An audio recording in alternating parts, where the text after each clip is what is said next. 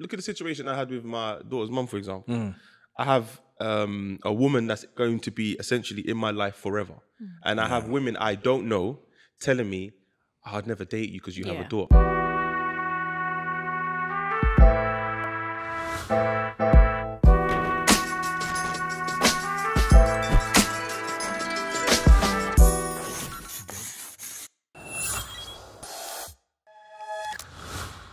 This is the Dope Black Dad podcast. My name is Marvin Harrison, and it's a happy new year. We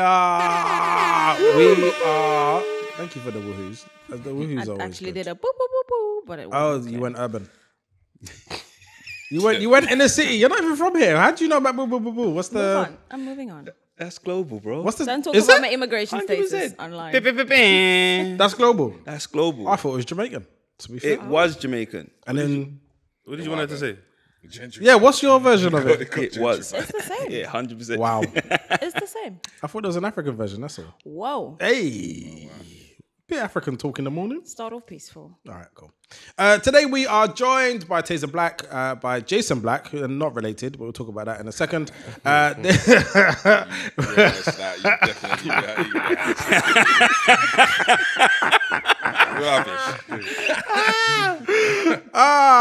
Romanta Boita and Darwood Grace. Yeah. Hi, everyone. Happy New Year. Hello. Happy New Year. Has anyone ever pointed that out before, the black thing? Nah, never. Ever. I didn't know it was his name. No, because it's not my real name. No, I know. So Yeah, I'm known as an alias.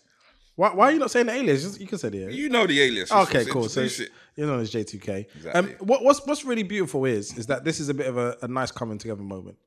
Because Jason and I went to Antigua in 2002? 22? Missing out on 20 years. But I think I've known you about that. Not that long. 5, 6, 2000. Yeah. 6, 7, something like that. But I feel like I've known Long everyone time. here for over 15 years. So that's a good Long start. time, long time. But we went in 2022, and then Tazer and I went in 2023. Do you want to? Was there was no scandal? By the way, this is by far the most polite and respectful trips I've ever done with a group of people. I've never actually gone away with a group of people and felt like I could do that again. That was a good trip, man. I enjoyed it. It was a lot to deal with in terms of like schedule. But yeah, in terms of an island and like, because I've never been before prior to that, and I thought it was a dope island, man. People were very nice. That was my one take. It's not my one takeaway, but the thing that really stood out was that the energy and the vibes of the people is very, very nice. Yeah. Where is your family from, though? Jamaica. Oh, both sides, yeah. Yeah. That's the okay. Wow. So I, you know, that even a feeling of a bit of a over there. Or Yeah. None Nothing. of that. It was wicked, but just very jam packed though. But it was hard. It started to feel like work, and I know obviously we weren't there to just play, but like it just felt like what we're trying to do. I'm not sure how we can get that done. Yeah. With all this cramming in. I feel like it needs to be spaced out and let it breathe a bit so that it can be digested, and then we can then present that. How do you normally like to holiday? If you were to go somewhere, what would your mode be in a hot country? Nowadays, Yeah. boy, I just get a villa and that's it. Sit down. That's all I want to do. Get a bike and just Zoom around. that's it, man. I don't want to do too much. I just want to just take it in, literally. So when you're thrown in something like that, I'll say thrown. That sounds mad, but. Yeah, it's just like, rah, what we doing? Well, if you had to describe it, because obviously people at home don't really know what was happening. Yeah, the mission was you were there to Carnival promoting Antigua. Yeah, we're there to promote Antigua, and then but with that, as soon as we've landed, so obviously we've had a long flight, so you just want to sit down in your room for a sec. It's like straight out to the lobby, straight to the fete. Fit around for like hours, Hours. early, He's not like lying, start hours. early as well, and then get back, go to bed because it's now late. Get up, fete again, a morning fete, a evening fete, a afternoon fete. I said everything fet, man. Fete. The way you're saying "fet" is so aggressive. Yeah, It was so funny because like obviously I had to learn that fete. You get me? But it was good, but just taxing, man. And I feel like we're in this beautiful island.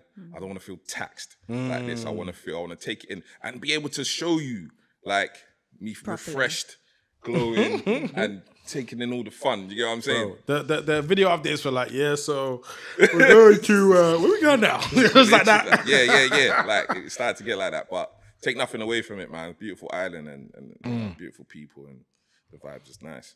How was it for you, Taze? It's pretty much. He said exactly the same thing. The funny thing is that I think Sean mentioned that he's calmed it down because of the you lots, and it still felt like, yo, like this is just heavy, man. As soon as we get back to the hotel, we don't even have a chance to kind of put your head down and have a nap. Before you know it, you got to be ready for the next motive. It's just like, come on, man. I think by day 5, I'd pissed the crew off because I'm taking my time. I'm strolling. And plus, you know where my room is to the lobby. It's far, bro. It's not down the road. What? Yo. So, I'd pick up an ice cream on the way. Because it's on my route, brother. It was actually a 12-minute walk.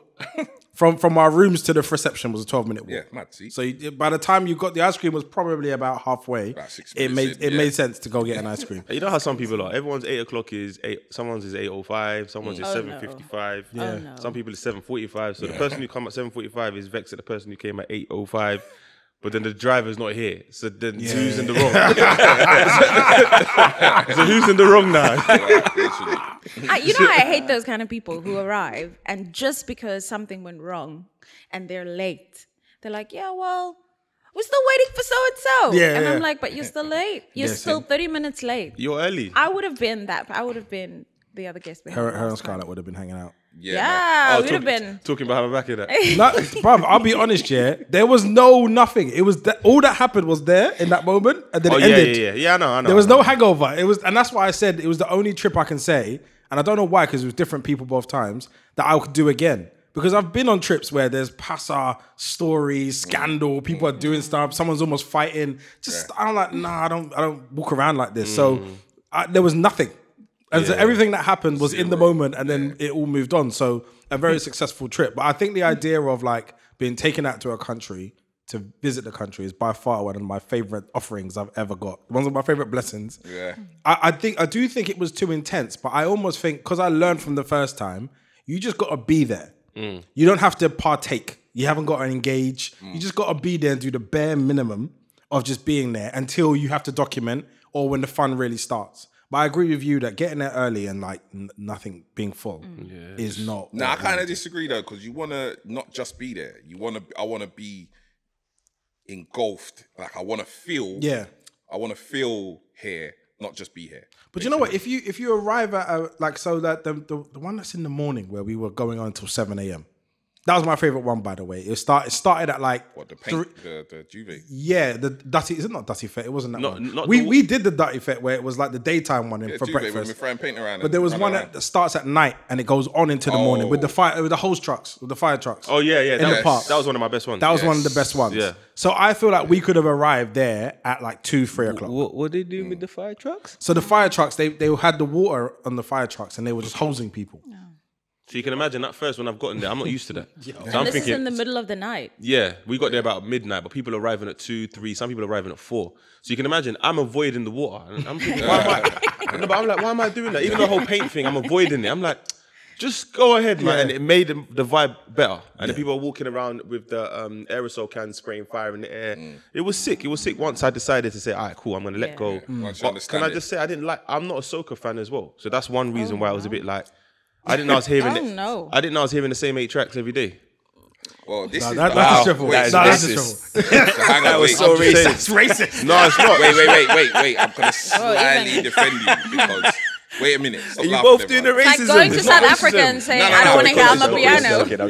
This was not. It's not my issue because I can listen to soca, right? Take it in, and especially in the environment for me, it's even better, right? But yeah, I have thought there's not enough songs. I have thought that current songs or whatever. So even when it down to like Notting Hill Carnival, I feel like there's not enough songs. So. You got, what did you get in trouble because you went off? Right, you went no. off script. Nah, so here's the Your thing. float went off script. No, so here's the thing. We don't go off script, right? So here's what it is. Improvise. Everyone knows we do the carnival every year. We've got our float, the home float, right? The latest float on the streets, right? Cool. So what it is, we've read the rules by whoever the band is, whatever. We're told, right, cool, 80% soca, 20% whatever you need to do. Cool. We do that, But obviously, at the points where it's 20% time, that's when it gets the littest, right? So I think when they see back the footage of when it's lit, when we're promoting and when we're, videos all going at people on social media, and they're just seeing that part of it. Right, okay. So for them, it feels they're like, oh, you're not playing enough soca. Yeah. We are playing the soca. But that's not what people are necessarily. Not everyone's here for that. Or they're here for a bit of it, bit of this, bit of that. So, and I think the problem is, like going back to what Taser's saying, is that maybe there's not enough songs. Like, do you get what I'm saying? To last 7 hours. Yeah. Without repeat, same song.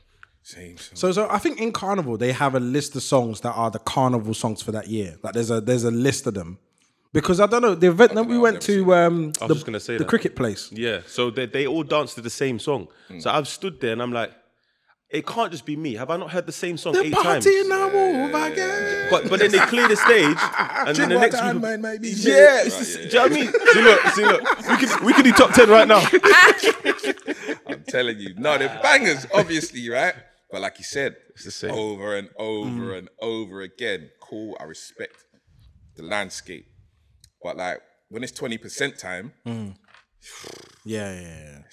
You're doing Taliban. You're going in. Yeah. I know what you're saying though, because even with me and Chucky's R&B night, we have an hour for or maybe even 45 minutes where we kind of go off R&B and slow jams and we do the hip hop, the R&B, and then there was one night I can't remember if it was in Birmingham or Manny, where I've gone the next day. I've woken up in the hotel. I've gone on the R&B stories. All of the reposts that part. Yeah. So it's like now it doesn't feel like an R&B and slow jam, but it is. It's literally 6-7 hours of R&B. But in that 45 minutes of bashment or hip hop or whatever we decide to play, everyone wants to post that. Of course. So we've just said we're not posting it if that's the music that you lot. I hear you. So in turn, people start realizing and end up posting the R&B and slow jam. Is that their fault though? It's not their fault. You're playing the music at the end of the day. Yeah. Do you know what I'm saying? For people to come, and I think you could be playing anything. I just think with anything that's like oversaturated at a point, anything that's different, you could probably play rock and roll at a point. People are gonna be like, oh, rock. And you get what I'm saying? Not to say they're gonna enjoy it the most, but that might be a moment where let me raise up my camera and they're playing rock and roll. So the energy shifted. Energy shifted. So I think it's just anything you play, but it's like some people seem to like kind of outcast the music and make excuse for that 20% music. Like, oh, it's this, it's that, it's this. It's nothing wrong with it. It's just that it's just come in at a point where it broke it up. Yeah. Do you get what I'm saying? So tell us more about your R&B event, because I've actually been to one, and I want to say with the most loving sense, I was jealous because I was like, this is so beautiful. This is more than an event. It feels like I went to church. That's what it feels like. It feels like, when there's like a choir and everyone's singing on the same frequency, and you're there for a minute and you're like, yo, like I feel love in this room. Like these are my friends, and it's like it feels really good. So tell us more about it. So if I can go back to even when I started Faded, so I think people forget when I started Faded. Also, can I just say this is such a funny moment because one of the reasons why I got kicked out of venue is because of my dear friend over here. But it's fine. It's fine. Oh yeah. oh my days. Is he the black sheep of the family? The very first year, you know. Oh my, I forgot about that. It's this, bro. We've gone back a long time. So, Faded's introduction to the scene at the time, this is 2012, was because they weren't really playing hip hop in clubs. They were playing hip hop in the city. But if you go at West End, you weren't even allowed. They weren't really offering you hip hop and R&B. So that's how we started Faded.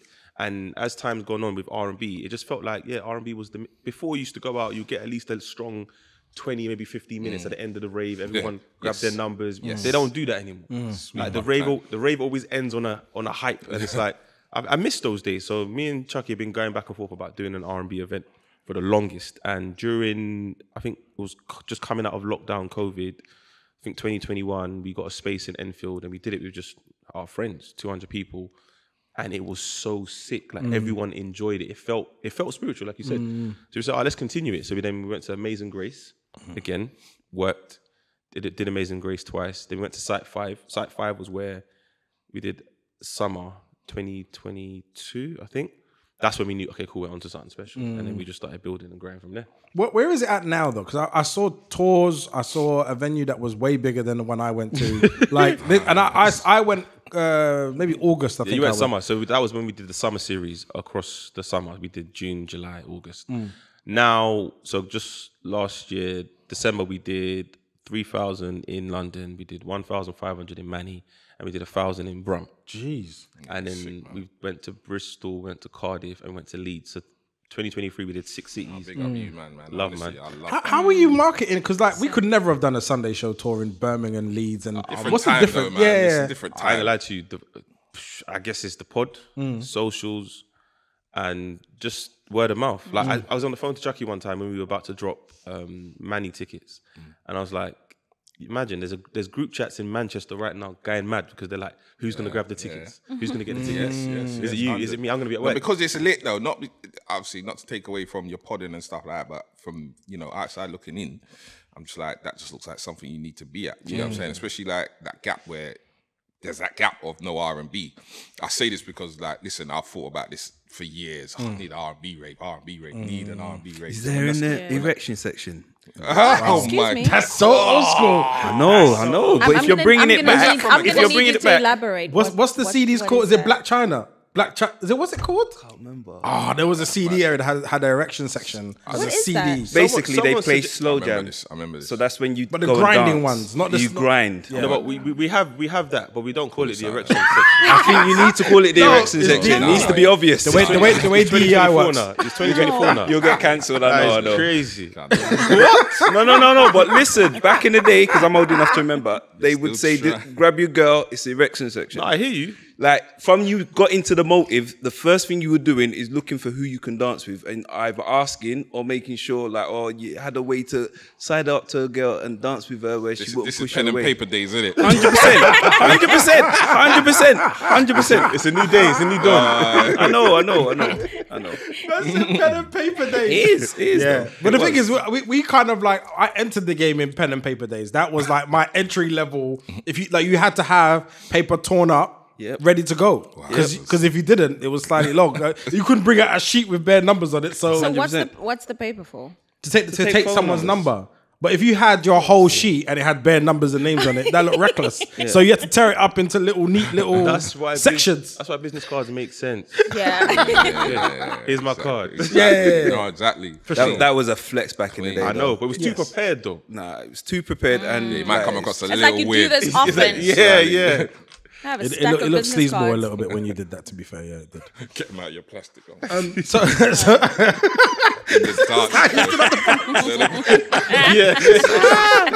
with the printing company on the back because you didn't want to pay too much. Yeah. So what's next for it? What happens now? So 'Cause we're you're aiming doing for thousands. 12 cities this year. We've confirmed Dublin. Dublin sold out right now. We're about to confirm Denmark. Sick. And then we want to do a couple other Sweden? cities as well. Come on, man. You know we're going Sweden. Oh, I'm coming. You know we're going come to that Sweden. Yeah, we should do. Yeah. Just I've heard it's really nice. It's a bit cold, a bit dark, but I'll come. Yeah. Damn, son. Jason, what I love about you is that I feel like very similar to Darwood actually. I think our relationship grew because I just observed what you were doing and I was like, I love how you move. And so first it was musically, and I think we obviously met mutually through Carl, who introduced us. That was the We're not gonna do that. We're just gonna say it and move on. So we met mutually through Carl, and I think you did a couple of albums, and there was a couple of music things that was going on. And then it was like just Studios and and little movements. Yeah. doing stuff. Yeah. So started off with Crep I Protect. used to wear that one jacket all the time. What? That What with the jacket heart on is it. We need to see the photo. Now, do you know, Show like, can I love say jacket. something? Yeah. Do you have a photo? No, because there's always trauma. There's when a it photo. comes- You need a photo. I'm sure I can dig out. Please Nah, find if a someone photo. knows you for longer than 15 years, there's always a trauma that just comes out. Yeah. So, the guy was older than me. So I looked up to him. Yeah. And he made these jackets and the jackets were sick. So they had these giant hearts on them. And they were fall really hard to apart, get. Like he wouldn't give you one. Like you had to buy it. Yeah. And I used to work for him for free, by the way. This is why people need to understand the process of intern programs. Marvin's been You had to do intern programs. I did the hours. And I never and that was the first thing he gave me because I made him a lot of money doing something. So he gave me that jacket, said you can have it. By the way, it was like I wear it, but you can have it. So it was your trophy. It was my trophy, for doing some work. So I was out over the moon, and I would not let that jacket Cool, go. cool, it was cool, like a marker of so much meaning. Definitely was. You Cool story, bro. It's insane. Cool story, He bro. definitely worked though. Yeah. Marvin was about. Honestly, he was working. The thing is, and the thing, so I that process is now doesn't exist. Like there isn't that grunt work anymore as a prerequisite. You just work and you say I'm the best. Yeah. I saw this person's TikTok and they were like, I'm one of the best strategists in the world. Yeah, and the guy looked about late 20s. I don't even know how that's even possible, but he's like, I'm one of the best strategists in the world, and I went to this event, and here's my 5 advice tips to this event. Yeah, and I was looking at him like, he was like, yeah, this event, what they should do is get Nike to sponsor it, and I was like, bro, my guy. Mother, do you know how scary that is, though? People can just come online and but they can, and they do. Because the video's cinematic. All of a sudden, like, I should believe what slow you're saying. motion, little black and white, Little mist in the background. I'm telling you, man. I was like, And this if is you've got the wild. right tone, you're believable. That's He's like mad. if someone walked in this room with like a white doctor's jacket on and told us something was wrong with your health, you'd probably lean in. You wouldn't question him as quickly as you. Yeah, would. People now have access in a way that's frightening. But anyway, so we are obviously observing you over so much time, but watching Crep Protect for me is a massive home run. And now you actually developed a trainer line, which I think is by far the hardest thing to do. I don't know, you could probably tell me more, but like it feels like it's the hardest thing because how do you, and what I almost want to say, what's the audacity to do things in the way that you've done it? Because in terms of Crep Protect, people weren't making products at that time. People would do services and make them look good, and they'll do print and deliver T-shirts, but they would never go and make something that had like ingredients on the bottle and a can and a brand and put it in shops. What was the audacity you had to go make those two things? Do you know what it is? Like, obviously, so I was an artist in it, obviously, for a long time, and still. So I've been doing that for so long. I'm very observant in it. So while I'm doing what I'm doing, I'm observing around, you know, how I'm navigating, how I get to navigate, who I work with. So you do a lot of brand work. You become hot, whatever. People want a piece of you. People want to give you free clothes. Want to do this. So then you start learning the value of these things. I think that's what it was. I just started to understand the value of everything. Because you're like a child of Adidas. Like I've always known you to have a deep relationship with them. Yeah, king, right? So at the time, and it was a great relationship. Like big up Paula, big up Queer. But then you get in there through Tembi first. Tembi was Oh wow. We all did. Old school. Yeah, That's how I got Tembi into was the Adidas. initial, So and then obviously whatever. And then just working, doing that, and then seeing how things work behind the scenes and how this product gets to me and what that product's value is once it's on me. Do you know what I'm saying? Just understanding those kind of things. And then, so when I'm doing that, so then obviously I'm doing music still, and it's, I'm getting older, and you start looking around for like, okay. No, but describe that though, because I saw this little 25-year-old boy on TikTok saying that like Stormzy's finished, and I was like, Stormzy's a new artist to me. Yeah, so. it's mental. No, like, honestly, yo. I remember I used to get stick back in the day. Yeah, I was on a DVD, and it said, like, I must have been out maybe a year or two, like that, and then they was like, "Oh, what have you got to say for the new artist?" I was like, "The new artist, I'm the new artist still." Do you get what I'm saying? I'm thinking, so like, I've said it thinking that, but they're thinking, "Right, hey, you don't." They thought I was down. I was thinking, nah, that's competitive. I was being competitive at that point. So I'm thinking, I'm new. How you asking me like I've just come out in my head. Just got here. Do you get what I'm saying? You asked me about that. I remember. I was thinking, nah, I support, but like, boy, I'm still new, so I need. Anyway, digressed. Getting into Crep Protect and doing that. So what it was, obviously my passion for shoes and all these things. Anyway, I was always fresh. So maintaining that was something I already was always doing. So you'd come to my mum's yard, it would be a bag of Reebok workouts in the passage. You know what I mean? White, off-white, dirty, maybe, but they needed to be clean. So I was just a fan of cleaning my stuff, keeping things maintained. Anyway, so long story short, got into doing that. Actually came to you, remember? We don't have to Let's talk about how you dropped the ball. No, we don't have to bring this Came up. to No, this I guy, think though. Nah, there's no need. Came to We're, this guy, we're all successful now. It doesn't matter. Came to this guy and said, "Yo, doing this thing. You get involved." Long story short, man was just longing it off like. No, do you know what? I was getting married, yeah? So all my money was being presented into that particular space in my life, He yeah? was being long. And he came to me, and the thing is, it made sense. It was already out. So it's even worse because it wasn't like an idea on a piece of paper. He had already put it out, and I was already like, this is it. No, this was Before. This weren't nowhere. This was probably maybe I've had a website. This was early. This wasn't out. Was it? I think you had a wasn't in video. No retailers. You had a Yeah, but I video was of doing how these it on my went. phone. Okay, yeah. So. These were just on my BlackBerry. Yeah. But there was proof. There was proof of it making happening. them on my phone. There's no edit. There's no cut. It's one shot. Like I buy my tap in the sink. with ketchup coming off. Yeah. There wasn't no there was nothing going on. There was no budget. There was nothing. Anyway. I take that as a loss. I'll take it. Yeah, L. Anyway, so I forgot the bloody question now. You said, how did you where was the drive, the audacity to even? So like, basically, think the of drive something and audacity to do it in a nutshell was just that I started understanding the value of everything, our value as a culture and people, entertainers, not entertainers, whatever it is, but we just have this rich culture of, setting trends, creating things, and I just wanted to, I just thought I know what this value is to us. So if I've got a product now, I know how to market this. I know how to promote this. I am the voice. I am the, I'm the consumer as well. So, it's different. Like, companies can have money, but they've got no intel. They've got no insight. So they have to pay for that kind of thing. I'm all of that already. Do you get what I mean? Hence why it was able to attach to the culture so quickly, so easily. Because one, obviously I've got a network as well, but I'm active on the music side as well. So I'm taking this can everywhere. I'm on tours with Roll Deep everywhere. I'm doing everything. So that's coming with me. I'm demoing to whoever wants to watch. You know what I'm saying? I'm knocking on doors in, at the backstage of the show. Whoever's in there, I don't know, Labyrinth, yo, come and have a look at this quickly. You get what I'm saying? And I'm doing that. Take a picture of someone. So I'm just running around with it. And these are the things that, someone in a building, in a corporate is paid to do somehow, some way. Do you get what I'm saying? And, I was just able to do all these things. So my point was just to go for it because I felt like I know how to do this. I didn't have no schooling into knowing that. I didn't go to school to learn any of the marketing and any of these things. But just so many years being an artist, an independent one as well, where you have to do everything yourself. You have to get creative and think of a way to be seen, be heard. Do you get what I'm saying? Whether it's down to your MySpace at that time where I need my profile picture to flash so you could see it moving when you're scrolling. Do you get what I'm saying? It stands out. Do you get what I'm saying? So we just used to doing these things.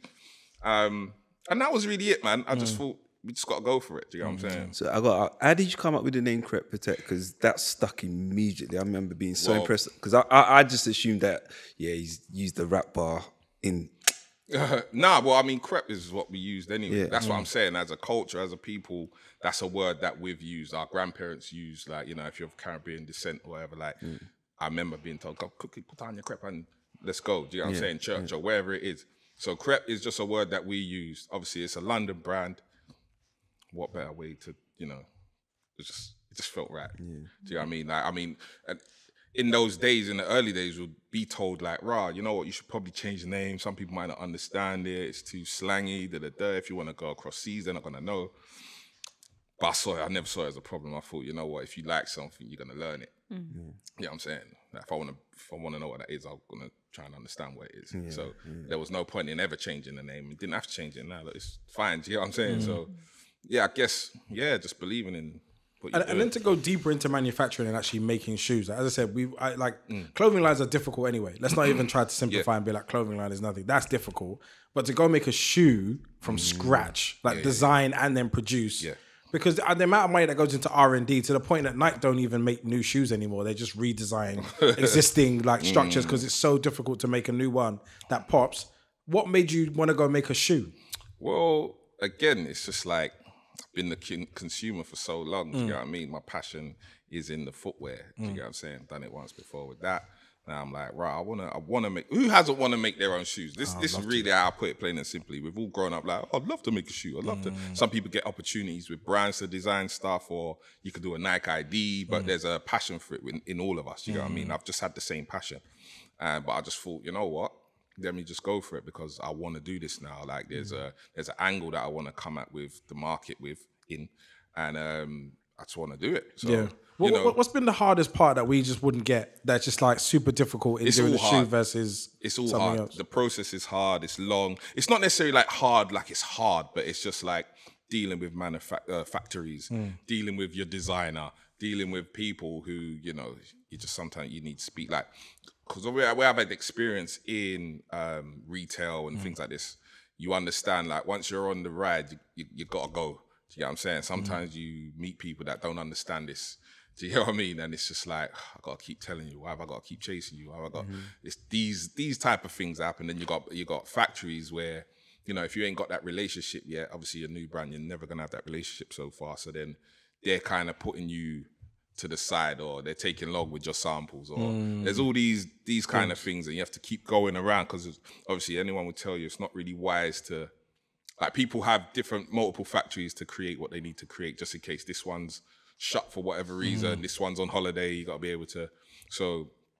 Chinese New Year, you know. Chinese New Year. So no one even thinking about that. Well, as this is well. why I don't want to. I don't produce in China, but that alone is just long. it's a You know what I'm headache. saying? Because even I produce in Portugal, and all my materials are sourced from Italy, because I want that quality. I want that. Do you get what I'm saying? That make it more expensive. It does. It does. But not to say China ain't got quality, because it does have a bit of quality. It does have quality. But it's far from where you It's are. far, the timings, the Chinese New Year's, all these things can make it a bit problematic at this stage, at an early stage, because this is an early stage. So I'm still building relationships. I'm still trying to hustle my way around and do these things. So until you're fully flowing, I just need to go where I'm going to just get, not an easy ride, but just people that are just on it and just ready to go with me.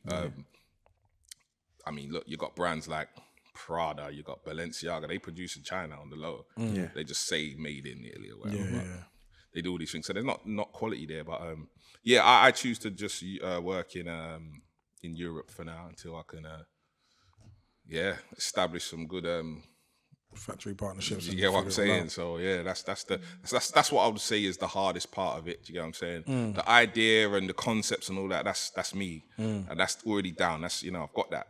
It's just like, putting it all together to make it kind of just flow now. Do you know what I mean? Just before we get into it, I just want to quickly give Tazer your flowers real quick, because I met you quite early on, and you were around us when we were doing Sunday show. And it's always interesting, because I think everyone from that time that is now doing something good now, there was an identifier. There was like a clear awareness of like, you're different.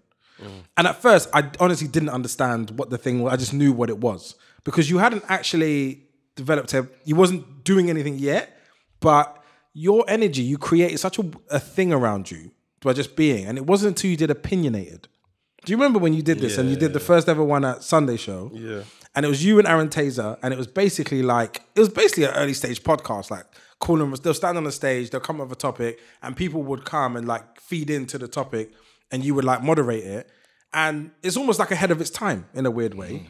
But like from there, then obviously I saw the first 4Ts run. I might be in the second, because I think you had a very early one. First one, before. 2009. Yeah, so you was doing the 4Ts, and then just watching the continuous progression is really impressive. And genuinely just makes me happy from just like when you get to see it. Like I got to see Mo the comedian, I've got to see Ed Sheeran early, I got to see people early, and there's always a clue. And so I think it's great that the things that you've done on the journey you've gone on, I think the podcast obviously is amazing. I was a bit surprised that you left One Extra though. I like that fit for you. I remember when the conversation came up around me, it wasn't like they were asking me, but they came up around me and I was like, that's a bloody great idea. Like, why is that not happening? Why is more people from that really are around not on broadcasting? And then you decided not to continue. Obviously, I still did the podcast alongside One Extra, but I think when I first did it, the idea with working with Cyan was what was more appealing than actually working broadcasting. So when we were doing it, it was fun, but I just felt like podcasting is more my thing. And then the R&B events started picking up, and my Saturdays felt like we couldn't go on the road because I have to do One Extra. So Saturdays were hooked up, because I'm gonna get to the point where Friday we're in Denmark, Saturday Stockholm, Sunday London. I'm not gonna be able to do that if I'm having to broadcast on radio. So it's one of them things where when I sat down with the head of One Extra and I said, listen, I'll be honest with you, it's not that I want to leave. I have this R&B. I've never seen a brand grow like this before. Any brand grow like this. So can I just give it my all and see where it goes? And he's like, yeah, and One Extra will have me back if I wanted to go back. So Yeah, that'd be very. do you know what I mean? But right now I just want to see where I'm taking this brand and see how far I can take it. Is this an arena thing? Is this like an arena with Summer Walker and, I don't know, a whole bunch of people performing? Is that the thing? One day we'll see. If it makes sense, it makes sense. Me and Chucky have this thing where if it feels right, it feels right. It looks like it's heading towards a festival. I mean, if it makes sense, it makes blatantly. sense. The only thing about festivals is they cost a lot of money. Now, someone's going to come in with the coin. People just normally need a vehicle to deliver what they want to do in. When you've got the brand and you can probably pull half the audience on your own, it's like, and also people will then have this thing, and I think Sunday Show had this. Our elevation was, we were very local. It was like, if you knew people, you knew people. It was like, if you know. Then it moved into like UK artists. then when we started doing the American artists, we really didn't have any consent to do that. It was a punt. Me and Napa were just bored of doing the same lineups. And I think actually the thing that broke it was, I want to say Omarion at Strawberry Moons. I remember that day. Omarion had no business being in Strawberry Moons Bar. And to the point that actually he arrived and his tour manager came in, did the circle and was like, absolutely not. And tried to walk out. And we'd already paid him. Yeah? So, and obviously me and him and I scrambling, like, whoa, what do you mean? What do you mean? And then he was like, look, there's no exits. You're walking on the stage and there's no way out. So if anything goes off, how do I get my talent out? And we're like, no. So me and him had to act as additional security, give him our security from the venue to act as like a path just to get him in and out. And it was one of the best shows we ever had. But that was the first time we were profitable in a way that was like, I could not do anything for a couple of weeks. Like, but you see what you said with the question you asked him. We said the audacity. So you got to remember when we're doing this RnB event, we're just doing it and we're just seeing how it reacts. So people are like, you knew this was going to happen.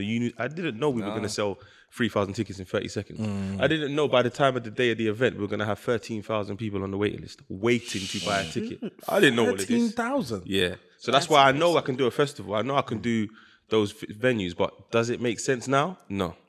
But one day it will. Well, let me talk to my investors still. You know what it is what I see happening. I know Myso have that one in San CB.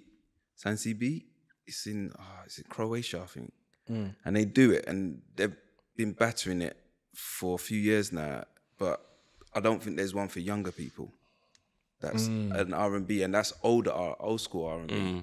And that there's a cleanup waiting to happen. So my thing is, I would have loved to have been able to do Sunday show in a more professional way. It would have made it last longer. It was like at the size where we still had to do it, every element of it, and we didn't have the platforms to go and like build a database. Like it was like buying tickets online was a what? I'm coming on the door. And so I think those types of things, like being able to build a waiting list and like that would have really preserved it, because we would have had a database to be like, we're putting a show out tomorrow, and there would have been people to do it. Like right now, we would have to go around and be like, Sunday show is back. Like it's so out of character. So I think it would have been, I would love to do one like ceremoniously, but I could never imagine committing to it at this point. But I wish at the point of like being 50-50, all the things that you have available to you, like even like, I love your visual branding as well. Even be able to like represent that on Instagram would have been dope. We would have got away with so much more. So what I wanted to do today, because it's great to have you all here, I actually want to go over something, but we have to do it if we have time. But I have this thing about TV dads being a real great introduction to fatherhood for all of us. And we're all fathers now, look at us. All grown. Yes, boy, I'm finally in there. You announced your child like it was a drop, like it was like just a. Hey, Jason, don't even hang in. I did the same thing. I did the same thing. I was like, no. My drop was in my head. sick. I went on a journey. I was like, no way. It was like a mixtape. You know what? Yeah, I wasn't even thinking. I've been offline. When did this happen? Yeah, like, congrats. 3 months ago. Yeah, congrats. Boy, girl, too. Girl, yeah. Baby. Girl dad as well. Girl dad. Yeah, what about you, Tazer? Girl, she's 10. She turned 10 last month. Big girl. And I thought your daughter was so much older. Because I remember you having a child and me being like, wow, like that's like that must have been years ago. But my son's 8, so it's like it's not that. Bro, do you know someone else said that to me the other day? Her son just turned 8, and I'm like, so wait, are you not trying to say I had a baby before you? Yeah, bro. It didn't feel like it at the time. I thought, yo, my life is over. Yeah, bro. I was like, yeah, that's mature. Bro, I was 20. Oh yeah, of course. I was 23, 24. Yeah. I had my son at 24. Scary, innit? I was excited. Were you with her? At the time, yeah. Yes, I wasn't. See, Yeah, I went with the mum. I went with my mum. So you're done broken up? We were never together. Ah, okay. See that my younger son, I mean, similar situation, not with the mum, but I was still excited. Yeah, for me it was a bit, what? No. And then bear in mind, maybe I wasn't excited because like I didn't have a penny to my name at the time. Like, it sounds as if that makes a big difference. Because everyone I meet now is like, oh, she must have trapped you. I said, trapped what? I didn't have nothing. Nothing to trap. Nothing to trap. Like, you are looking at it based on me now. Me then, I was still trying, and obviously when I knew that I was having a baby, I was like, okay, cool, something's got to give. And that's when I started grinding, and here we are today. Well, this is it. You and your daughter's mum good friends and stuff? Yeah, we're cool. There was no way that was going to happen. Honestly, I feel like, aside from doing it in the marriage way, the best way to do it, you're better off finding someone and being like, let's have children, than trying to create a relationship, create all those things. The romantic part is a massive imbalance to the co-parenting part. They're two different realms. They don't cross over at all. In fact, being a dad is so asexual. Like when you're in that zone, you're not thinking of like, yo, well, go on. Like when you see, like, there's no, it never really resurfaces. Like, and I think after a while, you do get into like a co-parenting part of your relationship, which can go long and can go wrong if you don't interrupt it. Like if you don't sit down with someone and be like, let's discuss how we balance these realms, it's so easy to get lost in parenting because it's so important. Like I rate those couples, that are parents and are also loving, in a loving relationship. They like each other. What? No, because do you know why? Because there's certain, like, for example, and going back to actually, let me let you introduce the topic and then we'll talk about it. No, go on. No, because I was gonna say, like, my mum actually cried when my sister said this, and I'm saying this now, and they're gonna be like, I never said that. You did. My sister said something along the lines of, the first time I've really, really experienced a loving family was when I watched my wife and kids. We didn't have it in our house. And when I look back at the it, program, yeah. But that's funny because I was actually gonna use my man as. Do you know what I'm saying? But when I look back at it, I'm like, I don't remember not living in a loving house. It was just we just got on.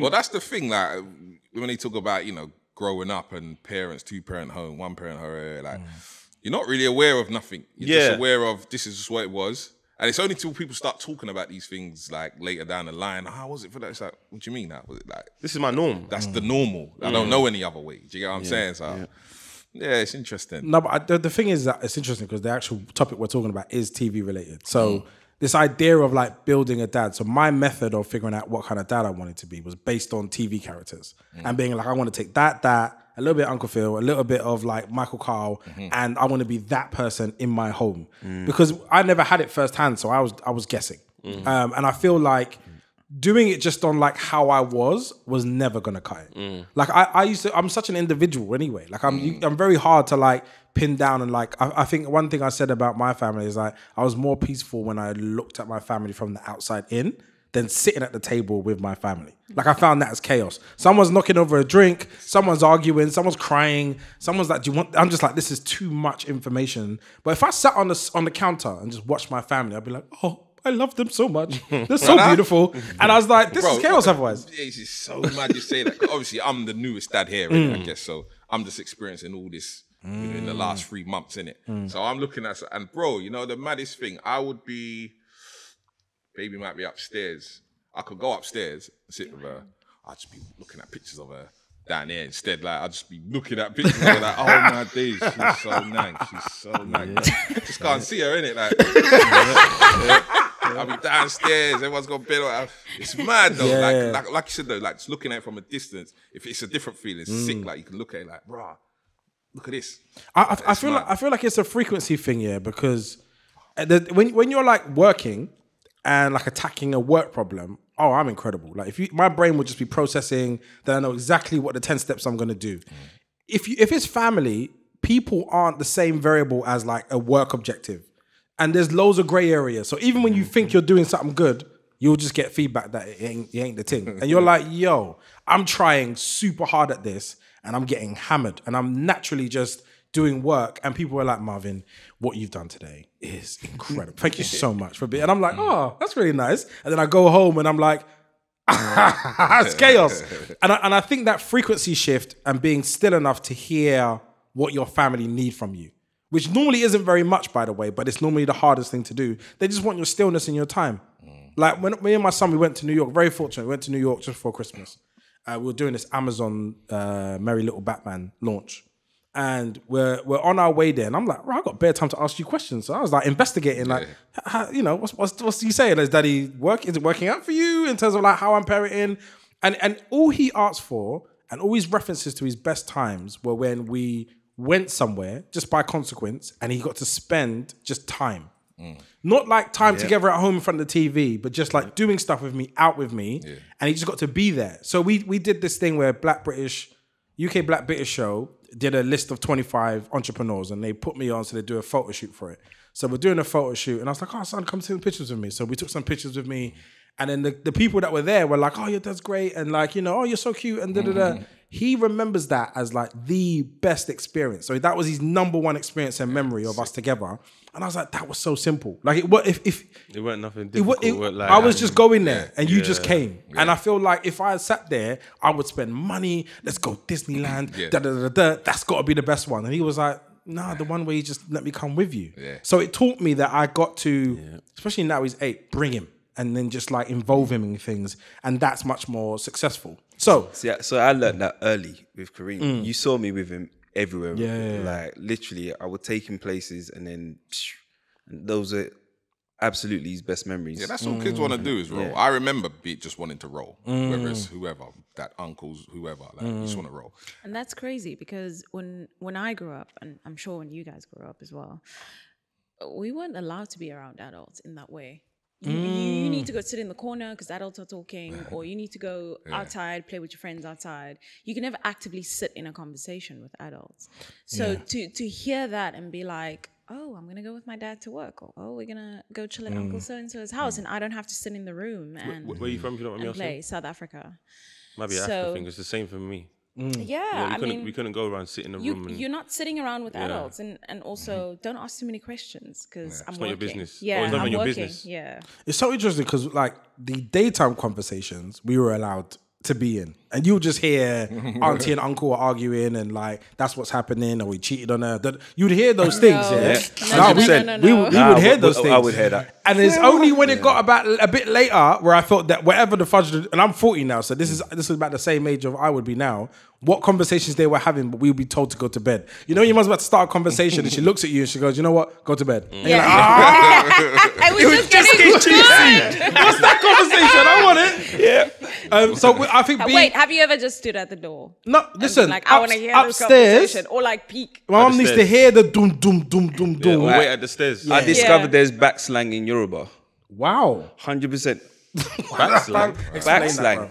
Explain Basically, my mum and her sister, when they wanted to get into juicy stuff, would start speaking in a dialect that us lot just didn't understand. So I thought, oh, maybe it's from their part of Nigeria that we're from, and the Yoruba that we speak, I just don't understand. And then I started asking people, like, oh, do you speak? It was like, no. And then one day I just got brave and I asked Mum, what is it that you talk? And she go, oh, it's back slang. And she started doing the English version. Nah, they see the English version back in the day. The girls used to do it. For the I never used to understand it. Never me either. Wait, so hard. Wait, do that again. For the key, for the guy, Yeah. for the key, for the key. 100%. There's a Yoruba version of it. But they know. They And they would knew just flow. exactly. And they'd be So flowing. we had, And then where did you get all the time to learn this? Like, And all they're saying is, oh, I like him. He's going to chat to me and walk me to the bus Yeah. stop. yeah. And then look at you and start laughing and you'd be like, So we had the same thing. No, do It's it for us. called. It's. I can't really do it in English. It has to do be it, in but my do it, vernacular do it. Yeah, language. do it. So it's called the pietal. So it will be like you replace no. That's racist. Oh my god! That's racist. That's Keep that racist. in the edit. I want people to see the real Darwin. Darwin, we have a big South African audience, and they're not polite. You know South Africans don't play. come at me. So you replace P with every first sort of vowel, I guess. You replace it. You just swap it around. So I would say ekom no, epek napo. So you just put a P in every word. Okay. But it still sounds like the word. But if you're a child, you don't hear Can it. you do that in English? My brain won't do it. Right. So Right. no, my brain won't do it. So what did you just say though? That's what we would love to know. Ekom no, Yeah. I'm coming now. No, I was And never then gonna get that. My brain and ain't then gonna do that. you. Why would you need to say that in slang? No, but I mean, I'm just making an Nice. example. Oh, okay. Yeah. Or if you was punishing your boyfriend Oh, and so you didn't want him to know, So I would switch into. That's where your mind went. for sure. 100%. That's where your mind went. Listen, my mind always Second, I travels didn't know what to the he was talking weirdest about. I was like, place. oh my dude. He Always did it. goes to the I thought weirdest place. someone was gonna do it. He did. So your mind went there too? I didn't want it to be me. No, I didn't go there. That was you. That was all you. So what I want to do is that I have a list of TV and film dads, black ones. And what I think would be good is let's discuss our most iconic, our personal favorites out of everyone on our list. I'm going to name them all out. First one is Uncle Phil, obviously, Fresh Prince. Yeah. Then we have James Evans from The Good Times. We have to say it. Come on. Because this is before anyone knew. So just say it. All right, Cliff Huxtable. The character of Cliff Huxtable. Yes. The character. Andre Johnson from Blackish. Julius from Everybody Hates Chris. Chris Gardner from The Pursuit of Happiness. John Q from the film John Q. Have you seen that? You know, no. That's Denzel Washington. No. When he's in the hospital. Okay, cool. Furious Styles from Boys in the Hood. And Desmond Ambrose from Desmond. Yeah, Desmond. I mean, yeah. I think, you know what it is? I feel like at different points in your life, you relate to these people differently. You know what I'm saying? So like... Who's most like you now? Michael. I was going to say, I even thought that before you it's said just pure ramping, but then when I pull it up on you, it's... yeah, that might sound mad. No, it didn't sound too much. But like, the discipline to be had, basically. Wow. I know he's not a black dad, but Malcolm in the Middle. The dad from Malcolm in the Is that Middle. Bryan Cranston? Okay. Cranston, he was so cool. Like, I was like, yeah, that's the sort of dad I want to be. I never watched that, man. Yeah, it was never. such a good show. Such a good show. What about you, Taze? Mine would be Michael Carr. Really? Yeah. My favorite part is when he has the meeting. Because we never had that in my house. It was like, my house was run like a dictatorship. I say it all the time. Whatever my dad says goes. Like, we'll be having fun. Just fun. I don't know what it looks like, but it's just fun happening. Me, my brother, my sister, my mum. My auntie used to live with us as well. As soon as my dad come in, he had a word called fem. If he says fem, everyone has to be quiet. Fun done. Wow. What? And you couldn't question it. Where are you from? Nigeria, Yoruba. Yoruba? Okay. Yeah. Oh, So my fem. No, but it was, yeah. Yeah, I know it. Do you know what I mean? Basically means shut up. Oh, shut up. Quiet. What? So wait, so come through the Come door, through the door and his shut up. phone's ringing, yeah, and he's on the phone probably chatting. Yeah. He's hearing background noise. Fem! And he continued talking. If you spoke after that, brother, the licks you're getting, yeah. You must have heard. If I hear him, so it's the same. Okay. Basically, just Right, it's just right. a noise for sound. Yeah. But you see, And that shut up. if I hear Pim, yeah, that usually came from someone who didn't really have much authority. Yeah. So he's like, but be like my mum. Right. So my mum will have authority when my dad's not there. Yeah. As soon as my dad walked in, so for example, my mum will say it's B. My dad walk in and says A, it's A. Yeah. No matter what the B is. Wow. It was that kind of vibe. So I say it all the time on the pod, yeah. So my dad got himself in some trouble, so he hasn't been around for the past like 12 years. So I've had to step up and be like dad of the house, but I'm not dad, I'm son. Yeah. So technically it's still my mum's ruling, but I'm like, mum, you don't really do nothing right now. Nothing's in nothing. It was all dad when dad was here. Now it's on you. Nothing's really getting done. So me and my sister had to step in. So my mum's telling me I can't do something. I'm like, yeah, I can't do that. I'm paying the rent in this house. What age did that start happening? 20, like 22, 23. Yeah. Bim. You did that, yeah. You know what I mean? So it got to the point where, for example, like, even when girls are like, you still live with your mum? And now my mum lives with me. Them ones. I mean, you know, that's how You know, I actually hate that narrative. Over living your mum. If someone's whatless and you aimed that at them, like, oh, you're not, so like you live with your mum, but she's paying the bills and she looks after you, and then yeah, that should be targeted at that person. But some people, like, I think it's divided our community. Or taking care of your family. Yeah. And men don't want to admit that they live with their mum, even if they're looking after it. So you said it with pride, but a lot of people won't. I think but to be fair, a lot of the times we're meeting people and getting to know people, those conversations are had on surface level. Yeah. Do you know what I mean? When you actually get to know someone's situation and you realize what's going on, then you might actually admire them for it. It's like, right, Yeah. you actually look after your mum. But on surface level, when you're meeting someone passing quickly, it's just like... But then does that make you not want to share stuff? Because I assume it's like the truth of your situation never is perfect. You have a child, you're not with the mother, you live with your mum. In the sentence, that could be a woman on a podcast going to town on a man like that. But we all know, and everyone that does know you knows that that's obviously not the case. Yeah, but I'm not really fussed about what anybody has to say about my situation. The people that are in my situation are happy. My daughter's smiling. My daughter, like, look at the situation I had with my daughter's mum, for example. I have a woman that's going to be essentially in my life forever. And I have women I don't know telling me, I'd never date you because you have a daughter. I don't care. I don't care. Like, you know what it's like, at what point were we comparing? Or I'm gonna say to you, do you know what? I hide her just to make you. Like, I don't care. So they can have all these conversations all they want. It doesn't apply over here. Simple.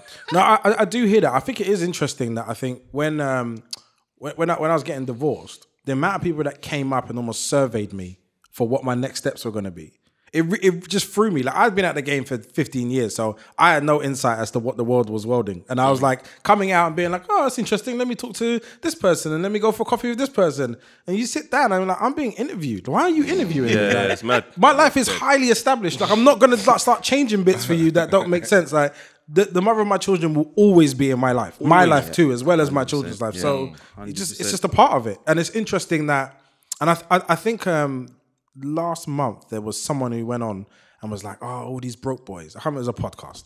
And it was the first time I saw mass resistance to women calling men broke in this particular era. But recently? Yeah. Like, it was the first time I saw an actual conversation where it's like... I think it's all getting boring now, innit? Yeah. That's And it's just stupid. It's a cost of living crisis. Like, I know how much money I make, and it might make it a certain months. I'm like, yo, if one more thing comes out of my account before I'm ready, I'm gonna be like, there's so many things you got to pay for, people to look out for. It ain't easy. So if you're just gonna sit on a podcast and be like, oh, this guy's broke, it's giving me broke, he took me here, and it's rubbish. I'm like, who are you dating? So stay by yourself then. This is why I feel like a lot of people are into crime, because if you haven't considered your finances in the last 2 years, you're not paying tax. There's something you're not doing. You're on the run from something because it's real. Like, it just is. And I feel like now there's like a resistance to that type of dialogue because we genuinely have to think about our next 15 years. That's where I'm at. I want to think about my retirement. I think the other part of that conversation is just stay by yourself. This is it. Just stay by yourself. If you don't want to have a partner, stay by yourself, because part of partnership is carrying that. When you're not good, that person carries you. When that person's not good, you carry them or you support however you can. And so I think the other side of the conversation is no one ever asked them, but why do you want a partner then? Like, why? If you're going to be talking about brokenness or they don't do this, they don't do that, stay by yourself, because quite honestly, women are more happier by themselves in most of the times. They even say, oh, I was my happiest when I was single. It's a lot of work. And yes, relationships are a lot of work. So if you don't want to do the work, then stay by yourself. Literally. That's it. I think a lot of them girls that carry that narrative are actually brass anyway. So they're leaning into someone to, carry them. And when they don't find it, it's a big hoo-ha now. We got to talk about it. It's like, because if you was really solid in what you was doing and your pockets were, wouldn't matter. it wouldn't even matter. Like, because you know what it's like. If you're someone that's on the go, you're working, you're patterned. You might want a bit of fun. You can do that casually. It ain't got to be about what you got and what you're earning and rare. You could. All you have to do is just fit a silhouette right now, and that's it. Like, we can go and have this fun. We can do whatever we need to do and keep it professional. I love how coded that was. Do you get what I'm saying? Because it really is that. No, it really is that simple. It really is that Do simple. you guys remember that TikTok of that mom that came online with her son at the back? And she was like, no, I need to stay here, stay in the background. And she was talking about this woman who went online complaining about this guy who took her on a first date, what the date was like, what the food was like, he was cheap, etc., etc. Same narrative. And the mom was like, I need to talk to these young ladies. And then she went on and said, show me your bank account. Show me where you go for dinner. Show me what you wear. Show me what car you drive. And it's so true, because I think I grew up with the mentality of you can't afford it, don't expect it. And so to be expected to be picked up in a Ferrari or Tesla or a Bentley or whatever, am I aspiring to that? Can I afford that lifestyle without anyone else? And if I can't do that, then why am I in other people's business for? There was an interesting take where a guy was saying the difference between what your dad is meant to do for you versus your man. Oh no, but that you know what? But you know what? That That comes from a place of misogyny. Some of them come from a place of misogyny, and that I don't agree with. In what sense? In the sense of they hate women for seeking better for themselves, right? And everyone needs to be aspirational. I mean, as in a woman saying that I want these things from a man. Like, his reference was a woman wanting a man to pay her rent. Oh. And she said, that's not something for your man to do. I'll buy you bags. I'll buy you nice things. I'll take you for dinner. I'll spoil you. But your fundamentals should be provided by your dad.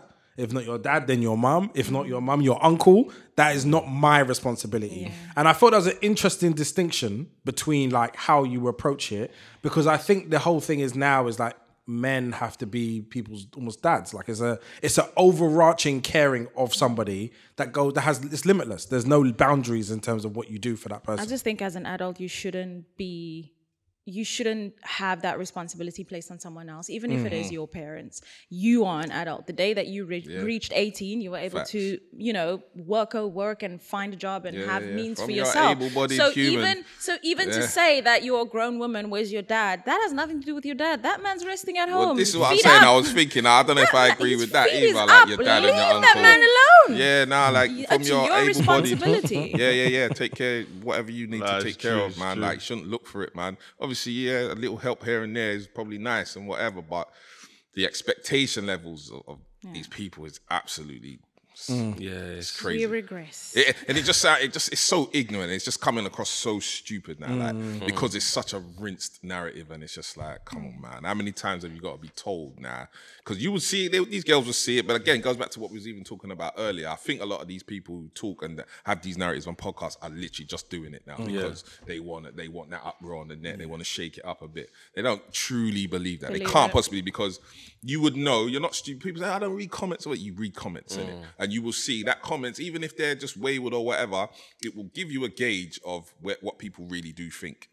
however they're putting it across. You know what I'm saying? So for you to then act like you're ignoring that because you think like this, you're lying. I truly believe they're lying to themselves half the time. Ro, out of all of those dads, if you had to co-parent with one of those dads, who would you pick? So let me just reiterate. Uncle Phil, James Evans from Good Time, Cliff Huxtable from The Cosby Show, Andre Johnson from Blackish, Julius from Everybody Hates Chris, Chris Gardner from The Pursuit of Happiness, John Quincy from John Q, Furious Styles from Boys in the Hood, and Desmond Ambrose from Desmond's. Michael from My Wife and Kids as well. He's not on that list. He's not on that list, but I like a funny guy, you know. And Cliff Huxtable was funny. Yeah. We're talking about the character. Nah, we've got to take him off the list because it's impossible. No, let's talk about the character. It's Let's talk about the impossible character. He had to an effect, reference. man. Do you know why? Because the character and the person were so interlinked. It's impossible to reference him. So we're removing Cliff Huxtable from the list. Yeah. Okay. I would say Michael. Everybody, not Everybody Hates Chris. Sorry, I was thinking of Wife and Kids. Julius from Everybody Hates Chris. Just Because such of the a muscles, hard. or No, because he's such a hardworking man. Because he's such a hardworking But man. he's very selfish, though. Very selfish, which I think is okay. With money, only with money. I think it's okay for the circumstance of where it's set as well. I would co-parent with Michael because he's funny. One, number two, he gets to the actual things by nature of humor. He gets his parenting done by nature of humor, and I think it's less harsh in that way. And also, as a partner, if you have someone that takes himself too seriously in parenting, it's not fun. And he makes parenting fun. You could just see what's her name again? His wife, Janet Jay.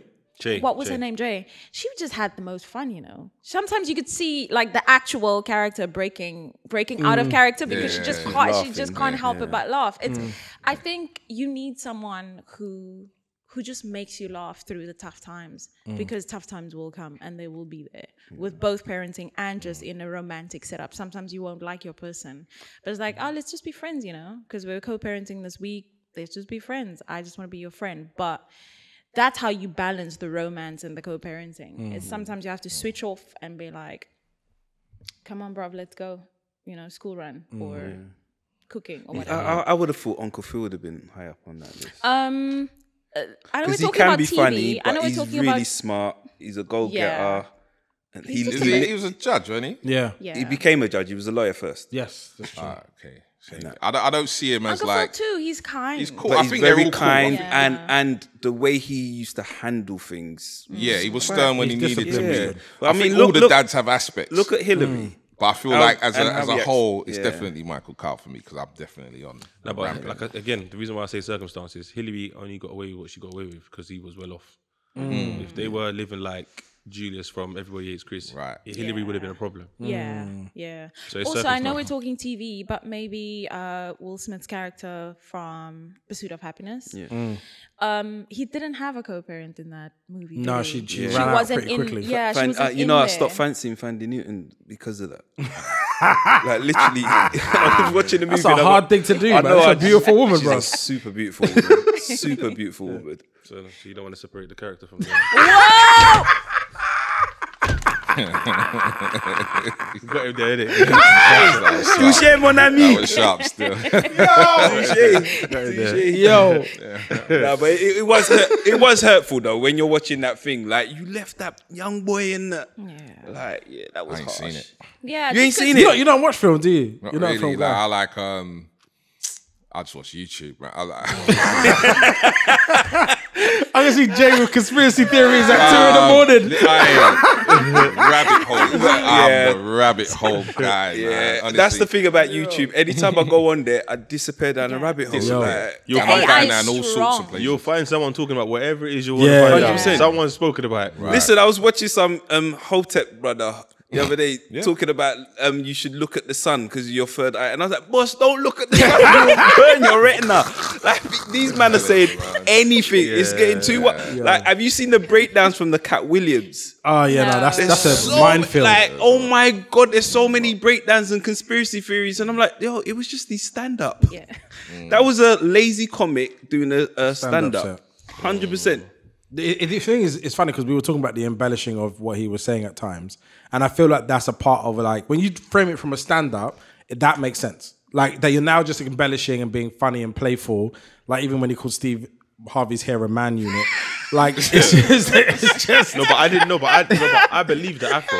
We all did. Yeah, we all did. I knew it was a wig a while ago. Yeah. But like, But at the time, 100%. yeah, that was a haircut. And And it was sharp. it was crisp. But then, but when you go back and you look at certain things, like for example, you know the Def Comedy Jam 25. there was Yes. some inconsistencies. No, not even inconsistencies. If you watch it and Mark zoom Curry. in, There's Mark all Curry sticking it on Steve Sticking Harvey. it on Steve Harvey. Oh, what's he 100%. saying? It's just Sticking on it him. You can tell Steve Harvey's on it. looking And stressed. stressed. But he's Proper on stressed. him. He's Yeah. on him. So it's like what Cat was saying was there's truth to what he's saying. yeah, No, there's a truth to a lot Yeah. of what he's saying. He is, you know. Nah, but gassing I something. think the person that came off the worst that whole thing was said, like, that was unfair. Cat went too hard on him. I still haven't finished it. What did he say? He cooked called Sed him and a Ricky Smiley. walrus. Oh yeah, called him a walrus. But And I saw it straight away, and that's just the maddest thing. I was dying. I said, Exactly. "Oh, wow." Exactly. But like- bear in mind, the comics that he spoke about, they've been on. Yeah. So he was just So they've had answering. their yes. chance to say something. So he's just clarifying, and Yeah. obviously he added a bit more, but he was just defending himself essentially. He's just saying, "How you like having all these liars on?" Yeah. Yeah. On that Def Jam 25 thing, there's a point where Dave Chappelle is like, we want to find out if Cat's going to be here. And then Cat's like sitting right at the front. He's like, I wouldn't have said that if you were sitting there. But the awkwardness of Sed and Harvey, who are on stage doing an introduction, is so palpable. And this is years ago. So it's been in that relationship place for a very long time. I think the saddest thing was the stuff around Bernie and Steve. Steve Harvey, that was... I knew I didn't expect that was the saddest part. I felt that when I watched Kings of Comedy, and I even remember speaking to the guy that we all met through, saying like, yeah, there's some issues there because there's no way Steve Harvey can go after Bernie Mac. No way. Like you're just not that category. But in the final film, he hosts and Bernie closes. host 100%. That's all he could do. Yeah. But I know his ego made him host as opposed to actually doing a set Yeah. and whatnot. And I just Did thought you there hear was that? friction Did you there. hear the part where it says that Bernie Mac got the role in Ocean's 11, and then Steve Harvey called up the producers and said, "I will be much better for the role, and in fact, you should cast me, and I'll do it for less money." That's the maddest thing, bro. Mental. Yeah. Yeah, That's a big vial. But this is it. These are the things that happen, man. Like these are the things. They ain't a surprise at the same time. Like, but I'm sure even hanging with, we've got a mutual friend. I don't want to say his name. But Yes. he's a stand-up. But you could see all the beefs between comics, even over here. Yeah. And whatnot. Right. Like you see, like it's mad. It is mad. It is mad. Industry, innit?